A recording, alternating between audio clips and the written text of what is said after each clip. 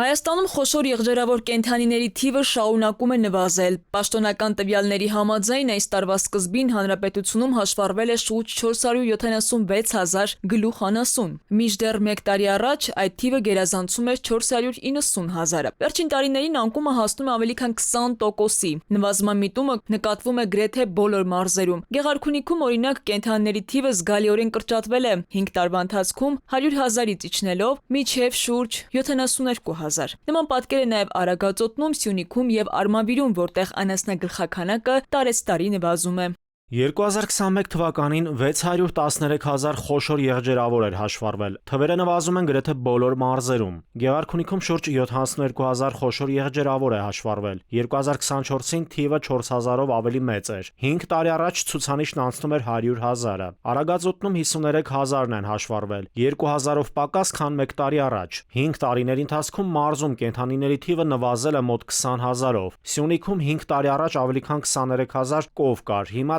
15,500-ի էլ չի հասնում։ 2021-ին Արմավիրում կովերն ավելի քան 17,000-ն էին, այժմ 14,500-ի էլ չեն հասնում։ Անասունների գլխաքանակի անկումը Հայաստանում ըստ մասնագետների պայմանավորվում է մի շարք հանգամանքներով, սնուցման հետ կապված խնդիրներով, հողային ռեսուրսների վատ վիճակով, ֆինանսական և շուկայական տարաբնույթ ճնշումներով, պետական աջակցման անհամապատասխանությամբ և սոցիալական փոփոխություններով։ Վկայաբերվող պատճառների թվում հիշատակվում են նաև Ադրբեջանի հետ սահմանային խնդիրների հետևանքով արոտավայրերի անհասանելիությունը, շուկայական ներքին հարցերն ու ցածր եկամտաբերությունը։ Ֆերմերները տնջում են նկատելով, որ անասնապահությունը Հայաստանում դարձել է անշահութաբեր գործ։ Հայաստանում անասունների թվաքանակի անկման պատճառներից մեկն էլ խոտի բարձր գինն է։ Ոնց նայում եմ, sense մի քանի տարի հետո անընդհատ մինուս է գնալու տարածաշրջանում։ Եթե դրա թեմը չառնեն, ինչ որ մի բան պիտի արվի։ Գնալով էլի հետ է գնալու։ Կոնկրետ մեր գյուղում ինչքան որ կա, դրա 50%-ն էլ ապակասել։